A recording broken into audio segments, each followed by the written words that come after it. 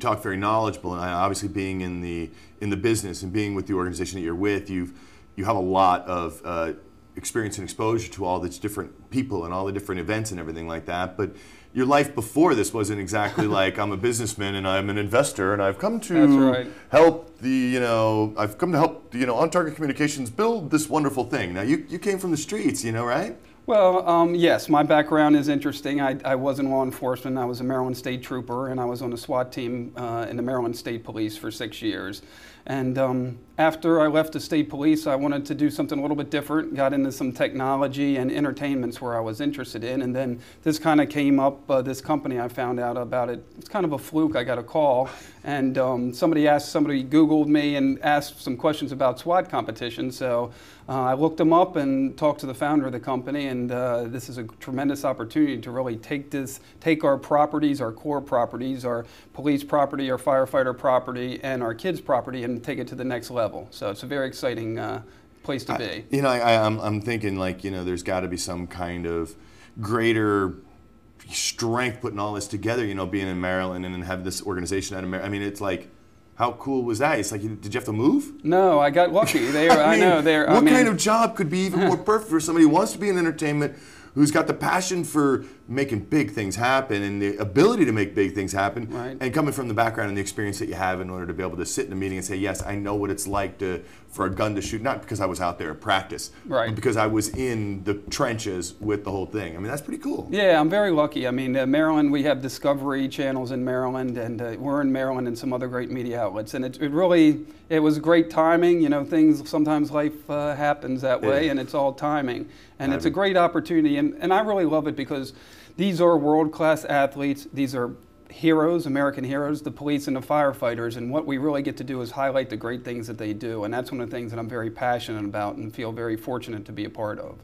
I want to touch on two things so we can just wrap this up and get you back on the airplane and get you out of here. But you talked about firefighters, SWAT, police, and then kids. Yes. We really didn't touch on the kids, but the kids is a huge part of inspiration. I want to be a fireman, and physical fitness, and I even want to say that it's even probably the mental stability of children growing up and or watching this or being participants and or being involved in stuff like this. It's got to be beneficial everywhere except for maybe not enough fiber in their diet. That's about the only thing missing. Well, we see our kids firefighter combat, our Firefighter Challenge for Children goes right along with the Firefighter Combat Challenge Tour. We erect a huge inflatable for the kids to slide down. We dress them up in a full firefighter gear, bunker clothes. We let them spray a hose. We let them run the obstacle course. And that's what we want to instill upon them. Great public service opportunities. We can instill a great safety message. We like to talk about fire safety and safety for the children also,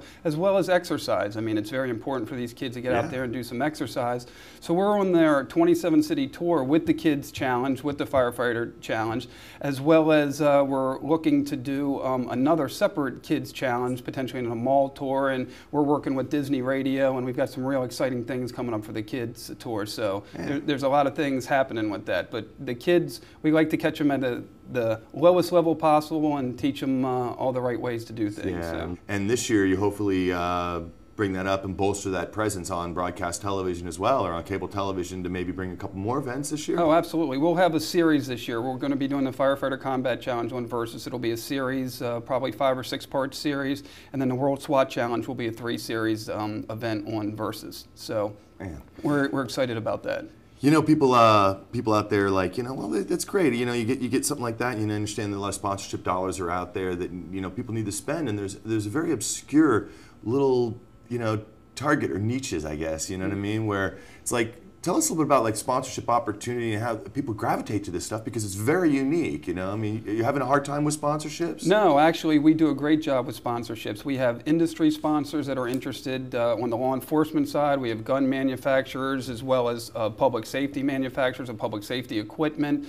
Airpack, Scott is a great sponsor of us. Scott, that's a title sponsor, isn't it? Yeah, absolutely. They're a fantastic sponsor. And then Scott also on the firefighter side, again with the Airpacks, and a lot of our corporate sponsors are very involved. I mean, this is the most high-profile athlete and branding that you can get. So it's a tremendous opportunity to be able to get police and firefighters to showcase your product. That's fantastic. Well, thanks so much for joining us, and we look forward to watching some stuff on television. I look forward to having you. Thank you for having me. Take care. Bye-bye. Thanks.